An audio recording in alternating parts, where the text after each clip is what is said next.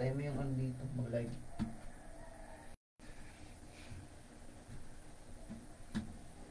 Ayun, 14 na minuto na makalipas ang ganap na 7 ng umaga. Abay, tanghali na. Gising na paring Kalawit at welcome po sa The Observer Pusong Minero. Samahan niyo po kami. Isang oras tayo magkwentuhan at abay, tinanghali ng bunot. Ayan. Oo. At siyempre, ako po, si Felix Tamboco, kasama ko rin. Ako naman po, si Edwin Moreno. Nagsasabi nga, samahan po ninyo kami sa loob ng isang oras dito lamang po sa programang The Observer News, ang Pusong Minero. Yes, kasama Felix, good morning. Oh, good morning at magandang umaga rin sa mga taga-Philippine Mine Safety and Environment Association sa pangunguna ni Luis Sarmiento. Magandang umaga rin sa mga taga-Eastern Rizal Miners Association, Canamis Litali, dyan sa Supreme Elite. At ganoon din sa mga taga-Rapid City, good morning ha, magandang umaga rin. Ka mga taga-TMC, kay Miss Anidi. At sa mga taga-Mapa, magandang umaga po kay Caroli Angeles. Ayan. Yes, magandang morning. Ikaborich Pantalyon, lagtas na raw yung sinturon. Oo, kakahanap, kanina pa. Nadugto ka naman eh. Oo, pero si Reyes Ray kanina ha, wala raw tayo. Ay siyempre, pati si Dan Torbeles, mga naghahanap at tinanghali nga ng bunot si paring Kalawit eh. Malamig kasi kasama Felix sa gabi eh. Oo, pero katulad ng dali kasamang paring Edwin ay tayo'y maghahatid ng balita sa ating mga tiga-subaybay. At meron na tayong mga balita pala na ipapasok din. Unahin natin yung mga balita muna. Oo. Unahin natin yung papasukin at baka tirahin pa ng iba. PNP Chief General Torre, abay bumida sa Philippine National Press Corps Shoot Fest. Nartuhod detalyin yan mula kay kasamang Edwin Moreno, baka hindi yan. Sablay yata yan. Tama ba yan? Shoot Fest. Tingnan natin. Isang araw matapos mawala ng bisa ang gunman na ipinatupad kalakip na nagdaang halalan, tuluyan ang sumipa ang ikatlong PNP Press Corps Invitational Showcase na ginanap sa Quezon City.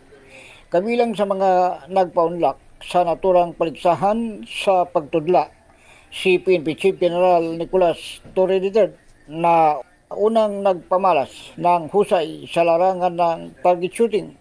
Bukod sa hepe ng pambansang pulisya, kasama rin sa mga dumalo sina National Police Commission, NAPOLCOM Vice Chairperson at Executive Director Attorney Ralph Vincent Kalinisan, Quezon City Police District Acting Director Police Colonel Glenn Silvio at mga opisyal ng PNP Press Corps sa panguna ni Mar Gabriel na tumatayong Pangulo ng organisasyon ng mga mamahayag na nakabase sa Campo Crame.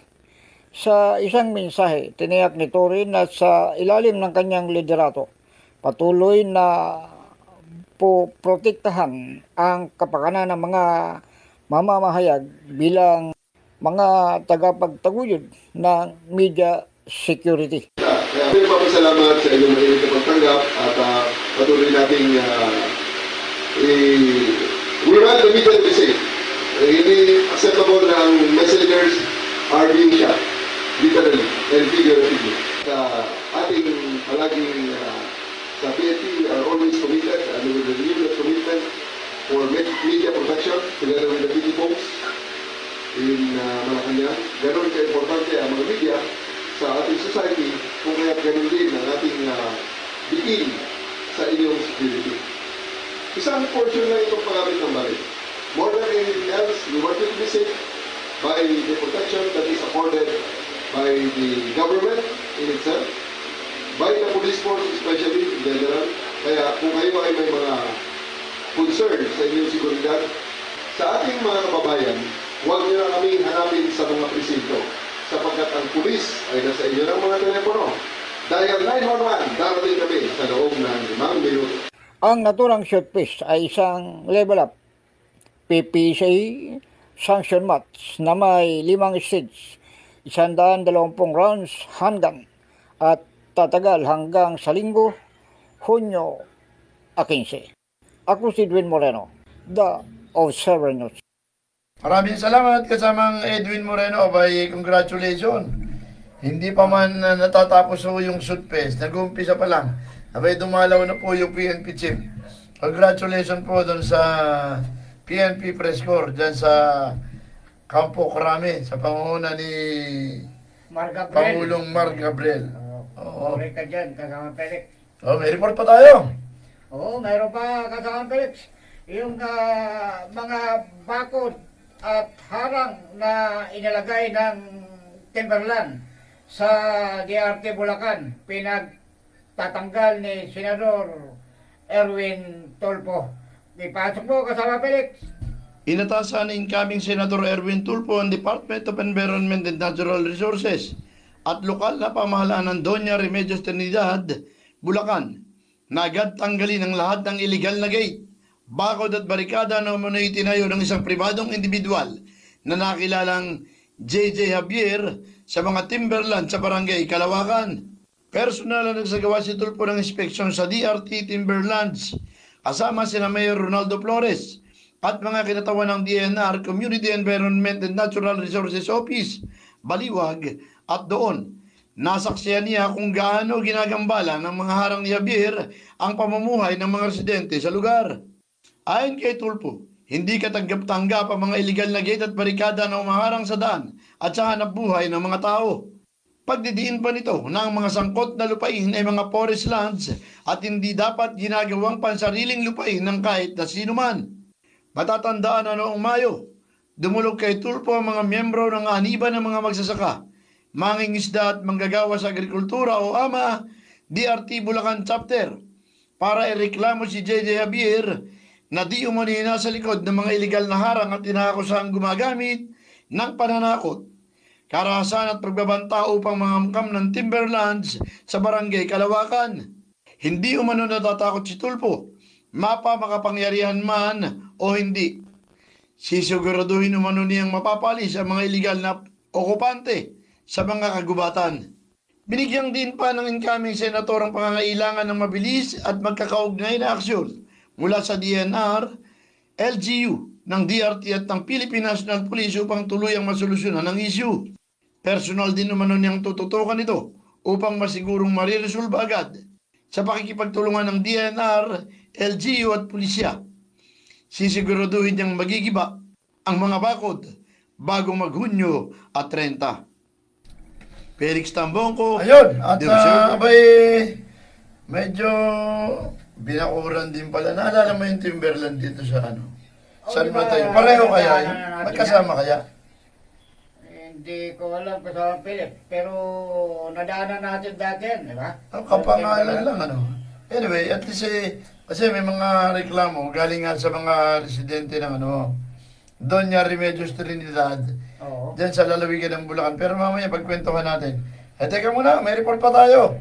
Yun daw mga polis, may parang itak ka. Mga polis, hasain sa marksmanship o pagpaputok ng baril.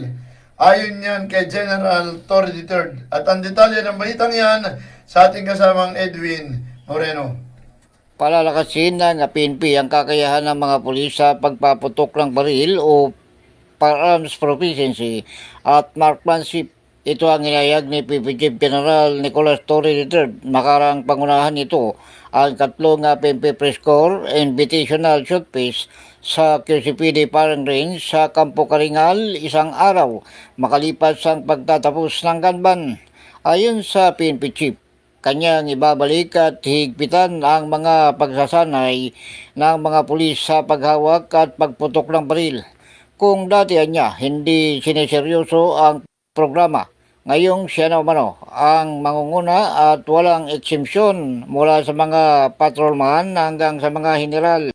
Giit nito rin mahalaga ang pagpapahusay sa marksmanship at firearms proficiency ng mga pulis, lalo na umano sa mga pagkakataong gagamitin ng mga ito ang kanilang mga armas sakaling malagay sa peligro ang kanilang buhay.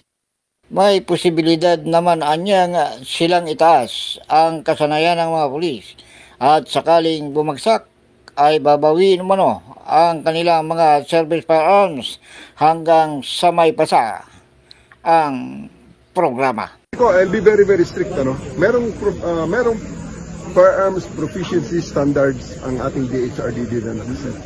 For quite a while, parang hindi masyadong siniseryoso yan, but I'll personally see to it and lead the test, the exams. Kung bumagsak ako, di magpapa-try ako, magre-retire ako. So, ganun ang gagawin natin. So, kung anong standard na isinet ng DHRDD, gawin natin. Ako si Edwin Moreno, the Observer News. Maraming salamat kasamang Edwin Moreno.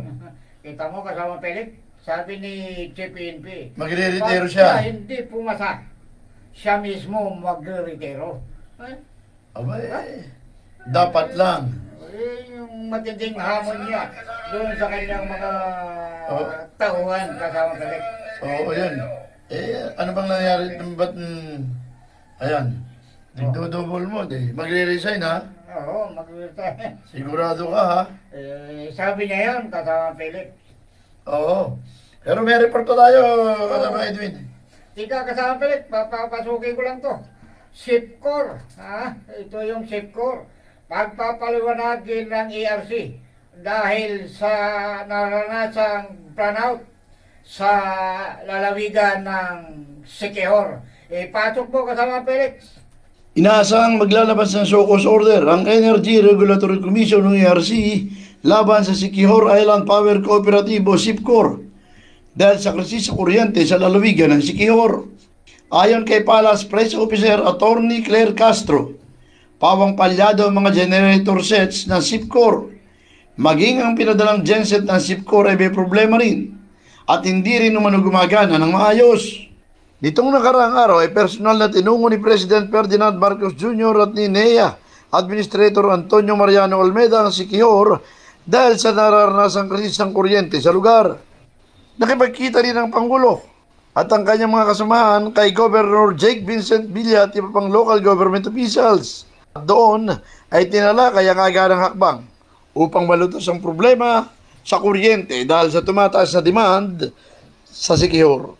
Bago pa man sumuso ang palasyo sa naturang usapin, nagdeklara na ng state of calamity ang pamahalaang panlalawigan ng Siquijor dahil sa walang puknat na brownout na umano'y lubhang nakakaapekto sa kabuhayan ng mga negosyante at residente sa nasakupang probinsya. Ang SIPCOR ay isang kumpanyang umano'y pag-aari ng bilyar na katulad ng Primewater ay nahaharap din sa investigasyon dahil sa palpak na serbisyo. Felix Tambongko, The Observer News. Yes, maraming salamat. Kasama Felix. Yan. At, paano ba naman hindi pa imbestigahan? Kabi-kabila naman yung brownout. Permiso na yung mga negosyante. Dapat lang at least yung Pangulo natin, on hand, direktang pumupunta dun sa lugar. Yun ang itinaganda kay Pangulong Ferdinand Marcos Jr. kasama Felix. Iniisa-isa niya talaga ngayon na puntahan yung mga lugar eh. At least tama naman yun. Kasi kung hindi ganun ang gagawin ng Pangulo, hindi niya direktang mamomonitor kung ano yung nangyayari. Correct. Medyo siguro, anong tawag doon? Antabayan natin susunod na kabanata. Alam mo kung ba't papaliwanagin yung ERC? Papagpapaliwanagin ng ERC yung SIPCOR. Correct. Alam mo yung nangyari?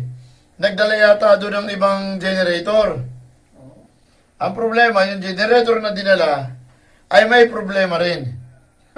Wala ibang klase. Puro palyado Kaya nga. Pero ipakontak mo nga ito.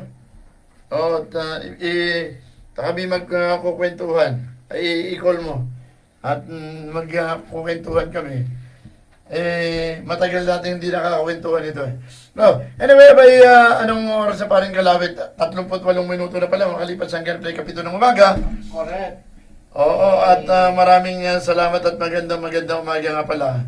Kanya ka rin Tichang ko sa DWRV 103.9 FM. Yes, good morning. At Felix, matanong nga pala kita. Kamusta na kaya si kasama Jimmy? Hindi, nagtampo na. Nagtampo na si Ka Jimmy mahusay. Pero i-try natin to. At baka sakaling makakwentuhan natin, si Ka Jay Sambilay. Ka Jay, magandang umaga sa'yo. Good morning, Kajay. Ay, magandang umaga po, Ka Felix. Oo, magandang umaga. Kumusta na? By long time no see, long time no hear. Oo nga medyo naging abala tayo ng mga nakaraang araw o nakaraang buwan. Kumusta na pala ang, kasi matapos na tanggalin o kansilahin yung joint venture agreement, yun ang huling napagkwentuhan natin Ang problema, di ba nag-file ng motion for reconsideration, tila nakakalimutan naman, yun talagang totoong nakaka-apekto. At nararamdaman ng mamamayan yung memorandum of agreement, abay nandyan pa rin Yun na nga, Ka Felix, yan ang isa sa mga pinoproblema ng taong bayan dito sa aming lugar. Dahil nga yung nakansilang joint agreement o yung MOA, yung nandoon pa lang sa tanay, yung nasa Latin. Yun yung 300 hectares. Pero itong 2,700 hectares na talagang napakaraming apektadong tao na hinihintay namin.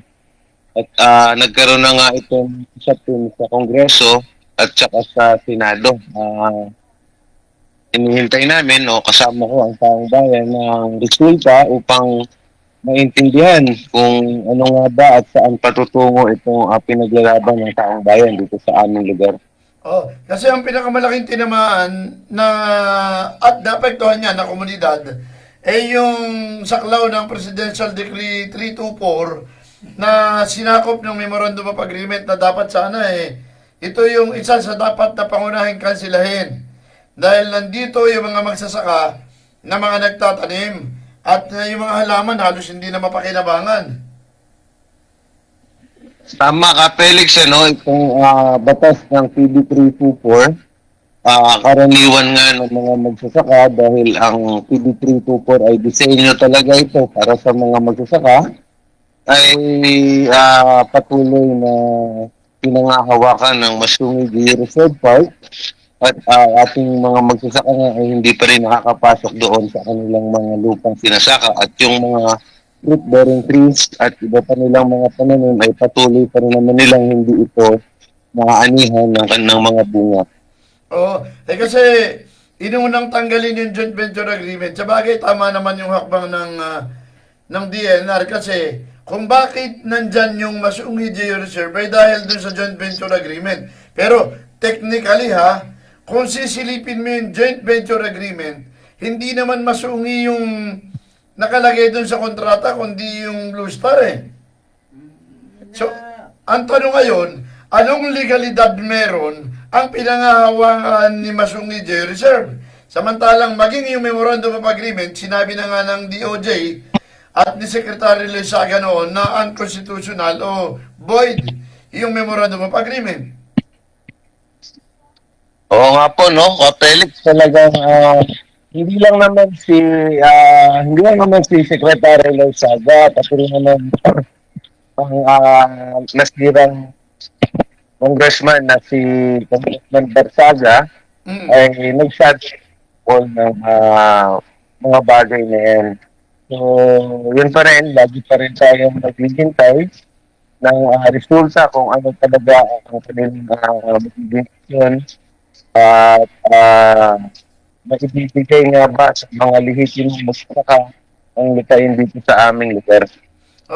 Kaya nga, tama-tama nga dahil mahilig nadadalas yung pamamasyal ng Pangulo natin sa iba't ibang mga lugar, katulad ng isang nakaraan, nagpunta siya doon sa Secure para tingnan yung problema ng kuryente doon. Ano kaya at minsan mamasyal naman yung Pangulo dyan sa parte ng Baras at tingnan niya yung kalalagayan nung mga mamamayan, nung mga magsasaka na naninirahan doon sa lupain na minsan ay diniklara ng tatay niya bilang alienable and disposable. Correct ka dyan, tama.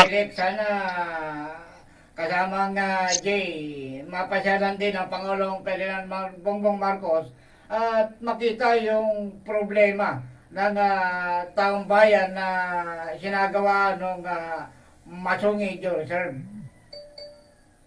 Tama nga, no? Tama nga po. Talagang dapat mapasilan ito ng ating Pangulo at dito niya yung saktong kalagayan ng tao dito sa aming lugar na yung talagang tama ka, Felix, ay yung PB324 ay diniklara ito ng kanyang ama noong 1972 upang magamit nga para sa pagsasaka dahil nakita ng ating mahal na Pangulo, Ferdinand Senior Marcos, na darating ang panahon na talagang mapupuno ng tao ang ating bansa. Ngayon, at kukulangin tayo sa mga produktong pagsasaka, yun yung dahilan na diniklara ito ng kanyang bilang isang farmlot.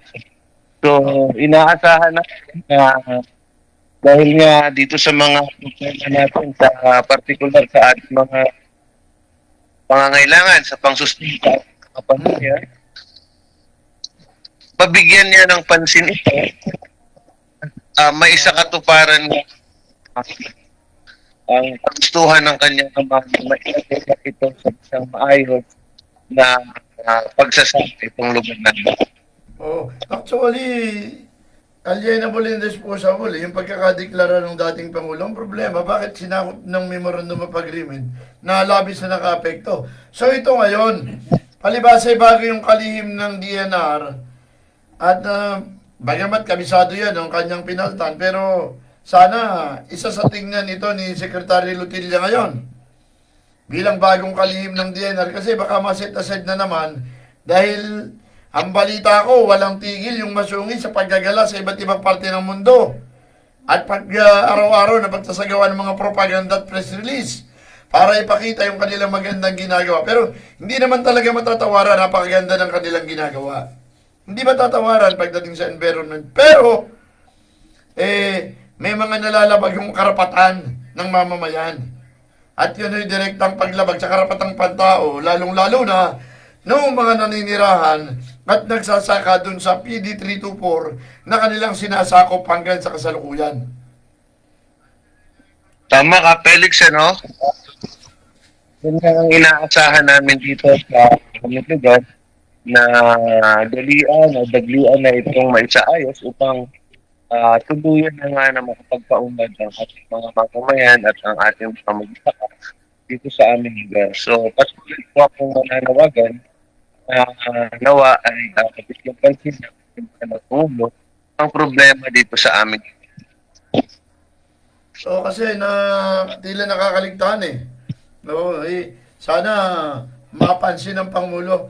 Pero siguro Kajay, bigyan pa kita ng ilang pagkakataon at baka meron ka pang kailangang ipanawagan o kaya banggitin na impormasyon para sa ating mga kababayan na nakasubaybay ngayong umaga ito.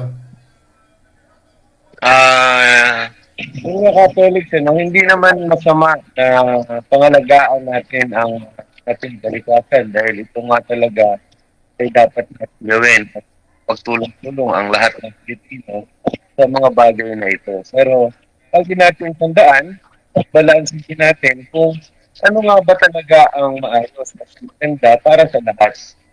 Mahirap naman na gusto na lang tayong nangangalaga ng isang kalikasan. Hindi na natin protected area or ano pa mang lugar na kailangan natin pagkagaan, ay natin nababalanse saktong pangangailangan ng mga tao. Dahil una sa lahat, tayo pa rin mga tao ang nasa bilang isang kalikasan. So dapat magkaroon po talaga ito balance pagtingin, lalo na sa ating mga namumuno, sa ating government, mga government. Kumakatok po ako sa inyong so bigyan yung pansin at tingnan naman natin solusyonan ang mga problema na dinadanas ng lugar. Particular ngayon, bago ay na gagawin mo ay bibigay mo. Yan lang po, Kapel. Oh, medyo nagpipid na rin pati yung signal mo, Kaji. Anyway, sa ulit, pagkapa lang tayo magkwentuhan para, kasi medyo, kahit yung Zoom nahihirapan ngayon dahil dun sa masama yung panahon paambon-ambon. Maraming salamat, Kaji, at mabuhay ka. Maraming salamat. Kasamang buhay po kayo at pagpanahin kayo ng Kapel. Oo, kasama natin yung kasamang Edwin. Absent si kasamang Jimmy. Ang agang gumising. Tinanghali naman ang bunot itong ating Okay. Salamat ka, Jay. Mabuhay ka. Po, salamat. Si Kajay Sambilay, ang leader magsasaka. Tabay, ito ho'y nagbisi nung nakaraan dahil una nga, napasabak ito sa political arena. Kaya hindi pinalad pero napakagandang pagkakataon naman dahil una nga, mas nakilala siya ng ating mga kababayan dyan sa bahagi ng lalawigan ng Rizal. Hindi lang sa Baras, sa buong lalawigan ng Rizal. Oo, yun ang pinakamaganda ron. So, alam mo, kasamang Pilit, matanong kita, ilang daan yung mga residenteng apektado nitong Masungi Junior Reserve? Marami. Wala akong datos kung ilan O wala akong detalye kung ilan yung mga residente. Kasi komunidad yun. Plus, medyo may kalawakan yung lupain. Nasa 2,000 plus O 2,700 hectares. O mga ganon. Gano'ng karaming naniniraan. Isa pa, may mga dating naisuhan ng titulo dyan, yung tinatawag na kabalat farmers. Hindi ba saklaw yan nung tinatawag nilang Pajero farmers? Iba pa yon, iba pa. Iba pa yung mga binabanggit nila ng mga Pajero farmer. Pero, ang punto lang kasi natin, isa pa, ganito sa dami ng proklamasyon doon, merong parte ng alienable indisposable, merong parte ng protected area, kaya lang, minsan merong mga pagkakamali, at merong kalituhan sa ng ilan nating kababayan. Correct. Alam mo kung bakit? Kasi nga, katulad doon, PD324, pero pinipilit ng iba, na yung daw lugar na yun sako pa rin ng Marikina Watershed. Pero may hiwalay na proclamation yung Marikina Watershed kasi pagdating sa Marikina Watershed, ang kanilang ang kanilang deklarasyon. mayroong ibang proklamasyon yung Upper Marikina River Basin Protected Landscape. Correct. Oo. Tapos malawak na bahagi rin ng parte ng ancestral domain. So maraming kailangan klaruhin at ang isang punto ron katulad ng PD324, dapat malinaw na maihiwalay yan ng gobyerno Oo. Magkaiba yun Oo, yung problema, nagkakalahok-lahok. Kaya ang buong akala ng iba, yung PD324 ay parte pa rin ng Marikina Watershed o Upper Marikina River Basin Protected Landscape. Nagkakaroon ng pagkakamali doon sa interpretasyon. So yun siguro ang isang dapat na tingnan. Kasi para hindi mangyari o umiral yung kalituhan. Ang dapat nagpaliwanag dyan yung mga tauhan ng DNR pare. Kasi sila yung nakahigit na nakakalam dyan para hindi naman malito yung mga kababayan natin. Pero ang dapat doon i-delineate o ihiwalay. Ihiwalay para, sabi mo nga, katulad ng binabanggit mo kanina, para hindi nagkakaroon ng kalituhan, dapat ihiwalay.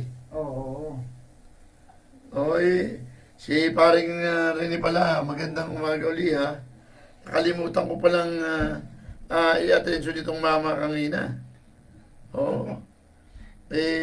At least panay ang kalabit ko na naman ng cellphone. Oh. Ayun, anong oras na tayo? Kasamang Felix, 4 na minuto makalipas sa ikapito ng umaga.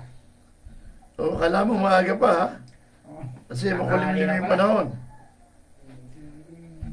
Si kasamang Jimmy ang dito may sala Ang sarap daw matulog pagka malamig. Oo, hindi ko makontak. Kung hindi na makabunot yung mama. Namalagtot ulit. Oo. Ay, pero, kasamang Edwin, isang bagay lang ha. Kasi gusto kong bigyan ng konting pansin. Yung nangyaring pagbabalik nung impeachment, article of impeachment sa Kongreso. Oo. Kasi ang daming nag-react at siyempre iba-iba yung pananaw pero mas mayorya yung nagbabanggit na tila hindi ginampanan ng tama ng Senado yung kanyang papel. Yun ang reaksyon ng iba natin mga kababayan. Oo. Iba-iba yung reaksyon na sinabi naman ng iba, tama lang daw. Pero sa ganang natin, ako in particular kung meron man sanang debate, pagdating dun sa procedure, doon na mismo sa proper hearing na ng committee. Oo. Ng Justice Committee, ng court.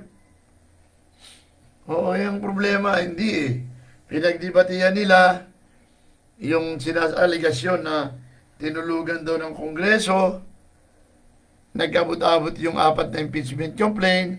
Oo nga. O na hindi pinasagad sa Senado. Ay halos doon umiikot Kaya nga may punto na kahit si Senate President na ano pangalan Senate President mo? Si Jesus Cordero. O nakakalimutan ko siyang pangalan May amnesia. Malilimutin ako ngayon pagka ganun Kasi una nga, tama ba yung ginawang pagbabalik? Sa ako personally kasi hindi ako sangayon dun sa pagbabalik Impeach na nga dun sa Congress tapos pilit mong ibabalik. Hindi sa pumapabor ako sa impeachment at hindi rin naman na tumututulong ako sa impeachment. Nasa pagitan lang ako ng dalawa pagdating sa issue ng impeachment. Ang atin lang, tama ba o hindi yung naging proseso?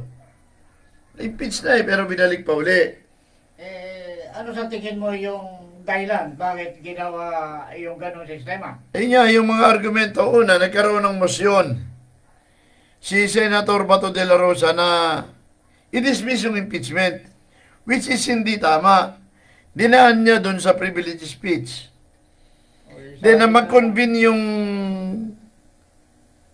yung court. Ni Soto yung impeachment court, di ba nag-convene? Na mag-convene, nagsalita uli at nag-motion si De La Rosa. Kaya nagkaroon ng tuloy-tuloy na debate. Si Minority Pimentel naman, ang binabanggit niya,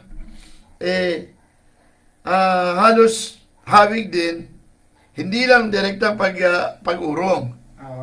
Pero ang pinupunto natin sa usapin na yon, dapat ang tinalakay na doon, isinalang na yung article of impeachment, binasa na. At kung meron mga argumento, kasi sa Kongreso meron tinatawag na determination ng sufficiency in form and substance. Kung may question na ganun, kung pagbasa ng article of impeachment, pwedeng doon na sa impeachment proper. O sa hearing na ng impeachment court, ipinasok yung punto na ito ba'y dumaan sa proseso o hindi. Dapat sa Kongreso. Para sumama sa doon sa merito. Kaysa sa ibabalik mo. Sabi ko hindi tayo abogado, pero sa karanasan natin na tayo ilang beses na nakapag-cover ng impeachment. At kahit yung impeachment nung panahon ni Secretary Justice Corona, nakatutok din tayo, kami yung kasama Jojo Sikat doon. tinignan natin, napapanood natin yung takbo ng proseso ng impeachment at yung galaw ng impeachment court. Ang punto lang kasi natin, kung ipinasok yun sa proper hearing ng impeachment court, dapat sana makalendaryo siya, matimbang kung may batayan o wala, yung Impeachment complaint. yung aligasyon na hindi natimbang ng gusto sa Kongreso. At least, isa yun sa po pwede mong pagbatayan ngayon kung papabor ka ba o hindi sa impeachment. Kasi sa bandang huli kasi, aabot rin sa punto ng botohan eh. Pwedeng sabihin niya ni Senator Bato na I voted no sa impeachment.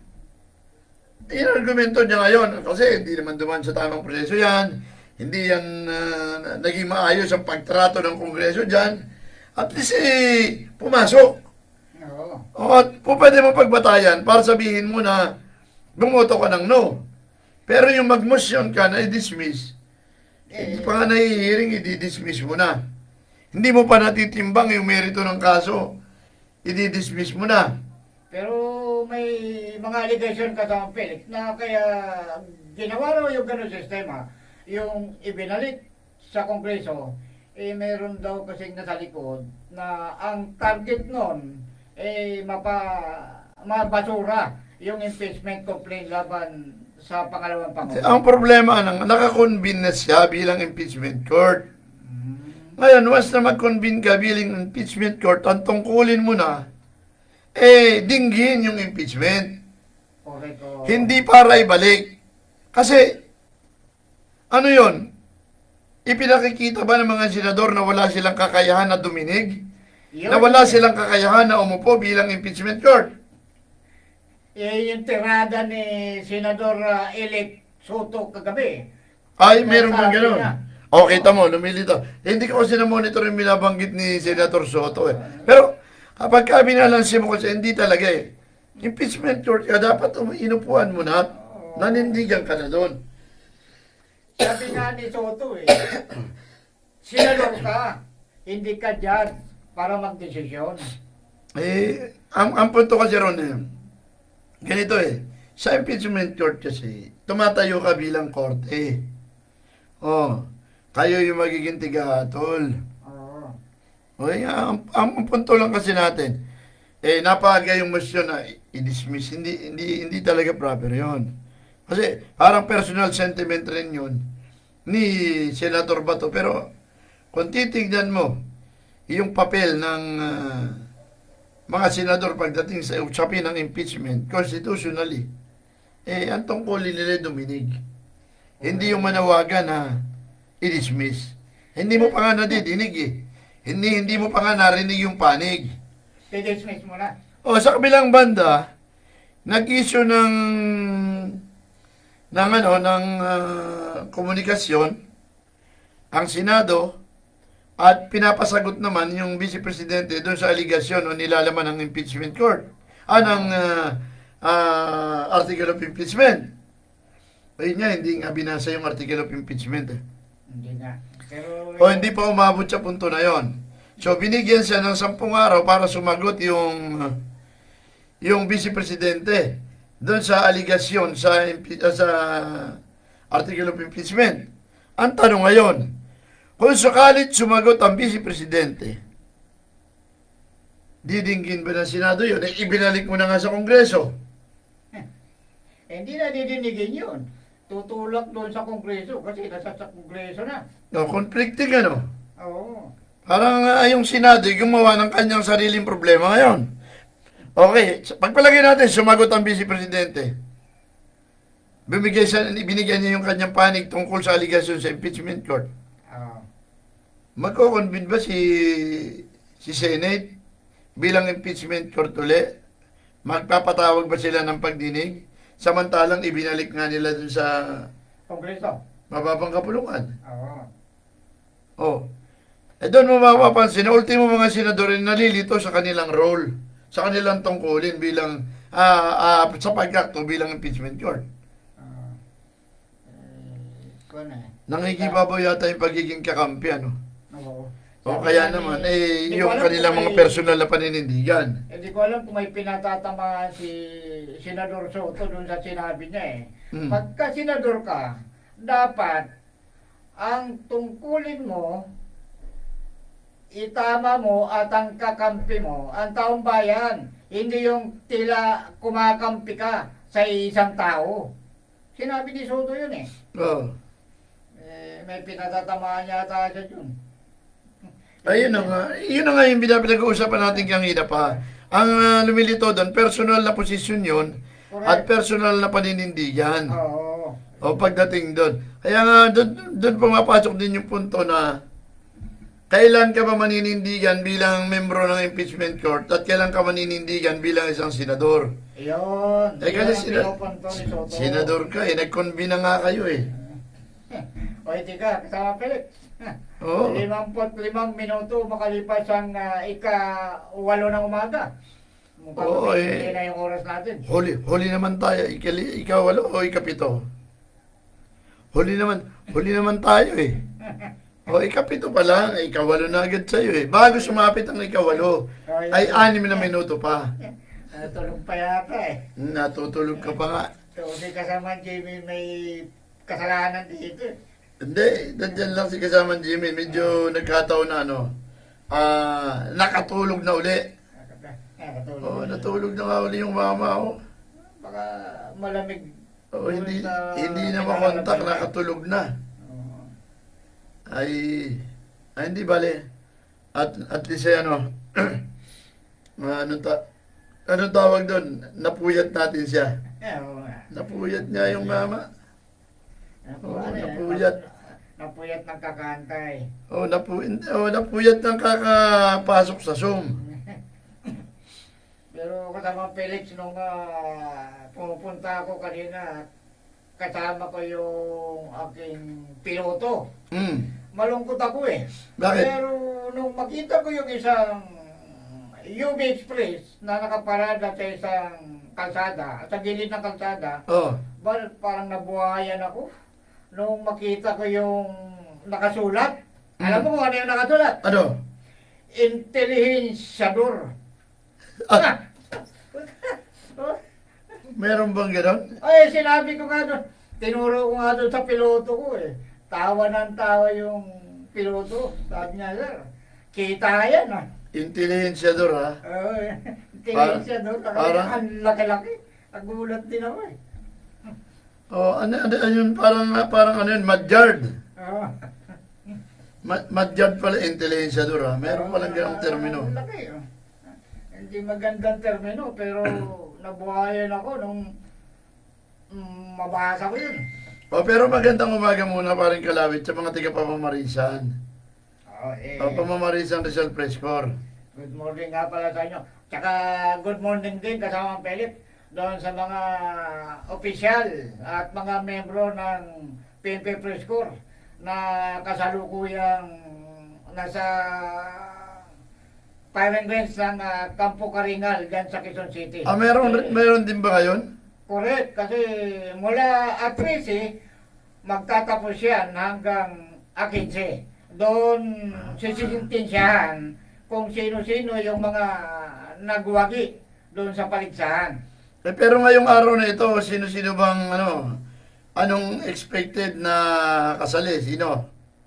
Ang alam ko dyan, ngayon yung mga kaibigan natin mga pulis ang magpapakita ng kanilang mga galing sa pagputok. Siguro, anong tawag natin dito, kaya nagsalita si General Torre noon. Pumutok ba siya? O mamaya puputok din siya? Hindi, kahapon. Nag-advance na siya kahapon ng putok. Di tumama naman. Maganda naman ang score. Hindi ko nakita, pero tingin ko, sure ball yung mama Kasi sabi niya, pag hindi siya tumama, magre-retiro daw siya. Magre-retiro daw siya. Oo, sabi niya yun. Tingin ko, kaya nasabi ni PNP yun, tiwala siya sa sarili niya. Bagay. At alam niya tatama siya. Oo, kasi praktisado yung mama kasama Philip. Tsaka yun, doon lang sa sinasabi na pagpapaliit ng tiyan. Yung tama yung sukat ng pangatawan. Hindi mo kayang talunin yung mama pagdating sa mga takbuhan. Talagang sanay siya dyan. Direktor pa lang siya ng Quezon City Eastern Police District. QCPD Director pa siya noon. Ay, kita mo naman. Madaling araw daw yan. Kita mo naman kasi hindi naman malaki ang tiyan eh. Oo. Praktisado siya. Sunog ang katawan sa kaka-jogging. Oo. At saka kita mo, subok naman yung mama talaga. Praktisado. Oo, kita mo naman yung kanyang, estilo. At saka isa pa, pag alam niya siya tumutupad sa tungkulin, abay, hindi siya mangingimi na umaresto. Oo. Ang katuwiran niya, batas yung pinatutupad ko. Oo, yun lang ang kaibahan ng mama na yun. Medyo talagang pagdating sa ganun, straight siya. Anong tawag doon, pre? Yung wala siyang takot? Hindi kasi tumutupad ka lang ng tungkulin eh. Kaya hindi siya natatakot. Kaya hindi siya nag-aalala. Sabi nila, may balls. Oo. Ha? Ay, yun naman eh. Yun naman talaga ang importante at kailangan doon sa isang lalo na pinakamataas sa pinuno ka ng PNP. Oh, yung mga pala mga tiga-Taytay nang ngumusta na raw nangyari din. Wala pang appointment doon sa Laguna Lake Development Authority. Doon sa lupa na sa Sitio Siwang sa Taytay Rizal. Oo. Ano ba yung sumakop doon? Peace, video. Peace, video, pero kumukuha ng lupa ng may lupa. Anong tawag doon? Malakas ang loob eh. Palakasan doon ang loob eh. Peace, video. Oo. Pero sa mga darating na araw pa rin kalawit na tayo'y talakay, lalong-lalo na tag-ulan na naman ngayon. Oo nga. At pag pumatak ang tag-ulan, alam mo naman, ito yung panahon ng sisihan. Kapag ka mayroong baha, hanapin ang sisisihin. Oo, siguro, tama-tama naman, sapagkat mayroon tayong nakuhang siringan report. Ito yung pinakahuling pag-aaral ng mga tiga-UP at ilang mga technical person hinggil sa mga sanhi ng pagbaha, lalong-lalo na sa Marikina, San Mateo, Montalban at Karatig, Lalawigan. At yung kanilang nangyaring analysis, lalong-lalo na sa parte ng Marikina Watershed o Upper Marikina River Basin Protected Landscape. Kasi tuwing tag-ulan at tuwing tagbaha, ulit-ulit na mayroong sinisisi. Mayroon na. Ay, siguro para hindi umabot sa punto ng paninisi, maglalabas tayo mga paglilinaw at hindi tayo magsasawang talakayin. Ano ba? Yung talagang epekto at sanhi ng mga pagbaha. Iyan ang dapat nating talakayin kasama Pelik. Tsaka sa sunod na Sabado kasama Pelik, kung papalarin tayo, dapat meron tayong makausap na magpaliwanag kung ano talaga yung problema pagdating ng mga tagulan. At tiga MGB kasi, kausap natin tiga Region 4A, ay nagpa-family day sila eh. Ewan ko, tapos na kasi alam ko nung isang araw nasa family day sila. Oo, lahat yata ng direktor nandun sa Region 4A. Oo, nasa Region 4A. Pero anyway, at least nag-set kasi kami ng interview. Ang tagal nagpa-approve, 2 buwan. Ang tagal naman na approval yan. Hanggang sabi, wala na yung issue. Wala na, oo. Sabagay, tama-tama pa rin. Kasi panahon ng tag-ulan, kailangan pa rin nating alamin. Ano na ba yung pinaka-latest nung information education campaign doon sa tinatawag na 1:10,000 na geohazard map. Oo. Geological map o geohazard niya o geohazard mapping. O ano na yung status? Yung bang mga impormasyon mula dun sa geomap ay alam na ng mga local government unit. Para pagdating ng tag-ulan, pagdating ng tagbaha, alam nila alin yung lugar ng landslide, ng binabaha, at alin ba yung lugar na po pwedeng mga takbuhan. Kasi kadalasan may mga evacuation center Okay, evacuate. Isang evacuation center. Mamaya makikita mo, ang inire-rescue na nasa evacuation center na. Parang yung sinasabi ni kasamang Reyes. Parang pumutok na. Putok daw ng steel. Waiting. Nako! Ang inaantay namin kaso ayaw magpatama. Puro pakabig. Ang akala ko ba naman, ba't binanggit mo na naman yung STL na yan? Pambihira. Alam ko, wala nang waiting Bakit meron pang ayaw magpatama? May putok pa. Walang waiting o walang STL? Alin ba tama? STL ko waiting, sabi niya. Pinaalala mo pa kasi. Yung legal na ginawang illegal. Yun yung sinasabi nitong texter natin na si Reyes Rey. Oo. Maloko talaga. Pinaalala mo pa magagalit na naman si Paring Kalawit niyan Galit pa naman yan doon. Dulo-dulo mo, napopromote na lalo si General Torre niyan Sabi ko na kasi... Kaya nga yung pagalit ng mga taga-PNP press corps kaya raw na-promote si General Torre dahil sa kababanat ni Kalawit. Sino ba yung Kalawit na yon? Binabati ko siya madalas. Binabati? Oo, binabati ko. Pero yung bati mo may halong kite. Hindi. Kaya pagbati yun. Mantaki mo, nung nakaraan nga, ano ba yung sinabi niya? Nakalimutan ko tuloy. Ay, galing nga pala ako nung isang araw sa Sitio Camagong, dyan sa Little Baguio, sa parte ng Infanta Trial Quezon. At medyo nakikumusta lang tayo doon, ka namin si Maribel Marquez, kana Kanoli, kay Boss JR, at nagkita kami ni ni Konsihala Esperanza. Oo, yung manyaman ng Quezon. Oo, tapos natanawan ko rin si Doc Velasco doon sa kilometer 90. Kaya lang, gabi na hindi na ako bumaba. Sabi ko, mapapalaban tayo ng kwentuhan dito. Sa kilometro, ano ba yun? Kilometer 90. Oo, yun. Oo. At, ayun, isa pa pala kasamang Edwin bago tayo bumitaw abay, yung mga bagong update sa DNR kasi hanggang ngayon wala pang mga statement si Secretary Lutilla marami kasi tayong isyong tinututukan dyan at maging yung isang land grabber pala dyan sa Laguna. Online grabber? Yung mahilig magsumbong sa KBP. Yung engineer? Hindi.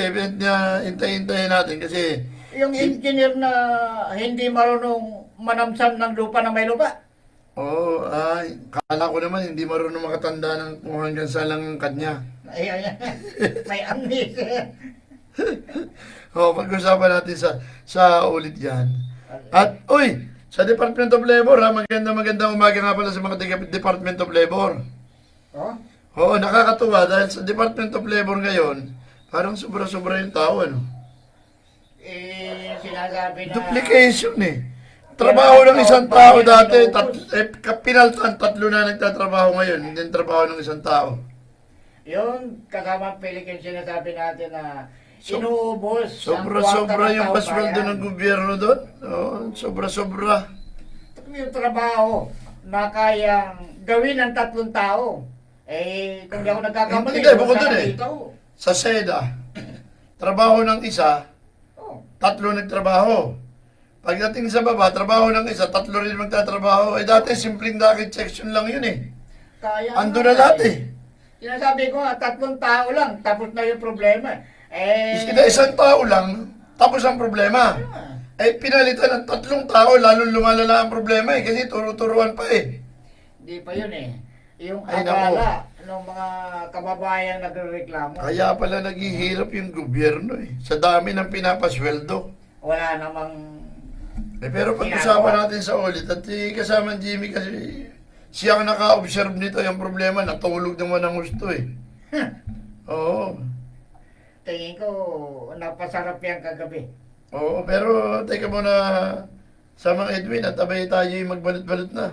Oo nga, nakabalot na ako sa Felix. Oo, napasarap tayo. Siyempre, sa mga tiga DWRB 103.10 FM. Magandang umaga po. Maraming salamat at magandang umaga. Oo, ipaalam ko na. Yes, maraming salamat po sa mga kababayan nating hindi nagsawa sa pagsubaybay sa loob ng isang oras. At tumiling po sa inyo si Edwin Moreno na samahan nyo uli sa sunod na Sabado. Magandang umaga po sa lahat. Babayu! At siyempre, sa pangalan ng ating mga kaibigan dyan sa mining industry, sa PMCA, magandang umaga po. Sa mga tiga-ERMA, magandang umaga rin.